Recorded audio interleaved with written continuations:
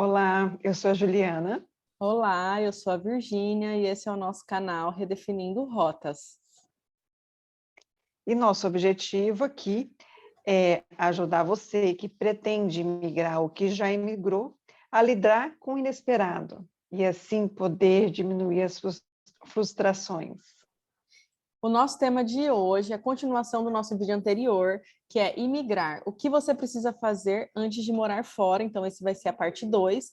No vídeo anterior, no nosso encontro, eu falei sobre a minha perspectiva, o que eu precisei fazer de coisas burocráticas para me preparar para imigrar e minimizar a burocracia de ter que resolver coisas estando fora do meu país de origem, que no caso é o Brasil, né? E no nosso vídeo de hoje, a Juliana vai compartilhar o olhar dela sobre as coisas burocráticas que ela vai ter que resolver, porque a realidade de vida dela é diferente da minha. Ela é casada, ela tem filhos, então muito mais complexo do que o meu, com certeza. Ju, e aí? Como que tá toda essa preparação? Como que tá para compartilhar aí com os nossos seguidores o que eles precisam pensar em tudo ou tudo que for possível de se pensar e de se preparar, do que você já está vivenciando aí nesse seu caminhar. Então, assim, as coisas pareciam muito fáceis, né? Era como assim, vamos colocar todo mundo as malas dentro, as roupas dentro da mala, as coisas, a mudança, embora, e, enfim, ir lá ver o que dá.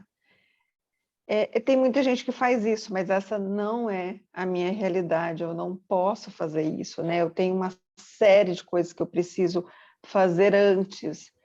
Então, assim, esse é um projeto que eu e a minha família temos de ir passar um período fora do Brasil. Eu não sei quanto tempo, mas a priori seriam 2 anos, agora eu não sei mais, porque a situação mudou bastante. Mudou em que sentido? Porque eu tenho condição de ir aonde eu quero morar, passar um período lá, e nós já visitamos 2 países. E o que aconteceu nessa visita foi que a cada vivência na cultura, a gente percebeu algumas coisas que talvez fossem empecilhos para a nossa mudança. E que a gente não ia achar o que a gente estava procurando lá, né? Por exemplo, uma coisa que faz questão para mim é a escola, lugar de morar, casas, né, assim, que tem uma infraestrutura. Não que eu queira que seja como aqui no Brasil, mas eu preciso ter um mínimo, né? E assim, o quanto é complicado você chegar num lugar onde você não conhece ninguém, onde você não tem laços, onde você não tem. Bom, hoje a gente consegue ter muita informação pela internet, isso é uma dica boa. Você que quer emigrar, vai estudar. Tem gente muito bacana, gente muito legal, com, com dicas valiosas. Tem uma série de coisas que você pode antecipar. Então, assim, hoje, qual é a minha maior preocupação e qual é o meu maior entrave, digamos assim? São as escolas. Tanto nos 2 países que a gente visitou, foi a questão das escolas, porque você pode colocar numa escola pública, e aí você precisa. Você não, eu acho que a maior questão é aqui, você não tem muita escolha, no meu caso, sabe? Porque eu não tenho condição de pagar uma escola particular.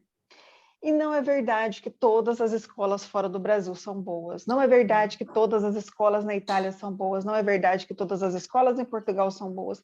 E não é verdade nem na Espanha, nem em lugar nenhum. Até, assim, em Londres, que a educação é maravilhosa, tem escolas boas e tem escolas horríveis. Então, assim, É o porque que... a escola é uma instituição feita de pessoas, né? E o ensino depende da dedicação dessas pessoas. Então, independente, existe um investimento na educação diferenciado que proporciona com que a escola tem uma estrutura legal, mas o ensino em si depende de quem está ali à frente conduzindo, né? Sim, e eu tive contato com uma experiência de uma pessoa que mudou para Portugal, que ela mudou para para a cidade do Porto, para que pudesse estudar em boas escolas, porque a cidade do Porto, em Portugal, é referência de ensino. E chegou lá, os filhos dela foram estudar numa escola onde, assim, não tinha nada a ver com que a proposta dela de mudança, que era justamente por busca dessa educação. E ela chegou lá, não conseguiu vaga nas escolas que ela queria. Foi parar uma escola longe, né, uma série de questões, não tinha condições de pagar a escola particular, enfim, né? Ela se remanejou, mudou de cidade, foi para cidade menor, não era o que ela gostaria, que era morar em uma cidade maior, mas ela foi para uma cidade menor para conseguir atender essa que era uma prioridade para ela. Uhum. Então, são muitas coisas. Além da questão burocrática de, por exemplo, quando você tem um patrimônio no Brasil, você precisa pensar muito bem como é que isso vai ser gerido, sabe? Se você vai ter renda do Brasil, se você não vai, como é que isso vai funcionar? Imposto de renda, onde você vai declarar imposto de renda, onde você não vai, você vai precisar de um contador no país que você for. Uhum. É essencial. Então, esses são alguns entraves que, por exemplo, quando você vê esses vídeos de que botou as malas nas costas e foi, que aí que bom, eu tô no... E que depois a pessoa fala, eu não consegui me adaptar. Será que ela não conseguiu se adaptar ou será que ela não se planejou o suficiente? Uhum. Sim. Né? Será que foi realmente, ou será que foi tanta dor de cabeça que ela teve aqui no Brasil, que ela chegou, putz, não vale a pena eu ficar aqui. Eu vou ter que voltar para lá, porque eu não consigo resolver tudo daqui. Uhum. Mas eu não posso falar que eu não me programei, então vou falar que eu não me adaptei. Então, assim, quantas vezes em vídeos que a gente ouve ou vê relatos de pessoas dizendo assim, eu não me adaptei ao clima.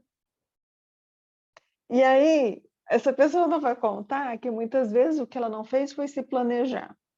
Então, assim, tem uma máxima em todo lugar que você vai ver sobre imigração, planejamento. Mas o que é esse planejamento? Esse planejamento é de um para um. Você não pode... Não, tem algumas coisas que são para todos. Por exemplo, você saber sobre se você pode ficar naquele país, como é que vai ser o seu processo de imigração, no sentido desse documento, se você pode, se não pode, quanto tempo, tanana, tudo isso, né? Ver um visto adequado para você, se você não tem cidadania daquele país ou da União Europeia. Enfim, essas coisas são coisas genéricas. Gerais. Agora, exato, gerais, que né, todos nós, todos vamos precisar. Mas as coisas específicas são as que trazem os maiores aborrecimentos. E aí está o que vai gerar a sua frustração.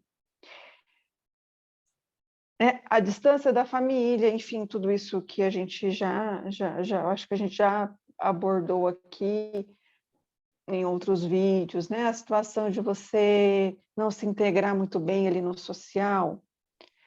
Essas coisas, elas esses aspectos vão ser mais difíceis ainda se você ainda tem as coisas enroladas de onde você saiu.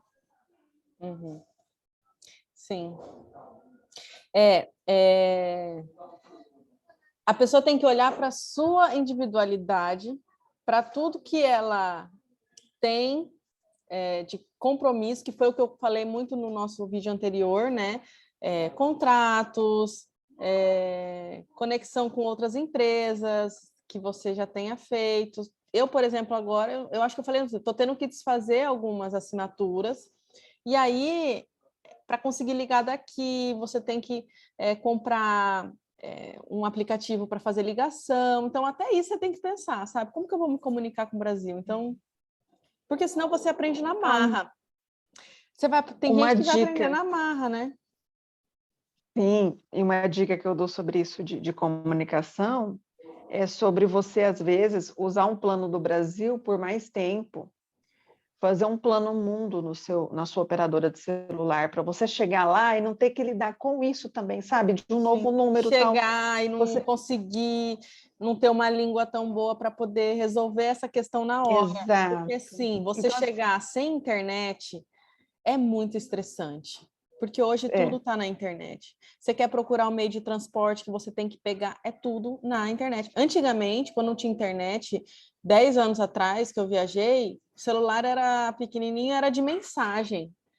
E, tipo assim, você chegava no país, nem a mensagem não funcionava, porque eu, na época, era novinha, eu não tinha feito um plano internacional. Então, eu cheguei de gaiato e eu não conseguia falar com a minha amiga, e ela ficou me esperando 4 horas e eu não conseguia pegar o trem, porque eu não entendia qual era o trem que eu tinha que pegar.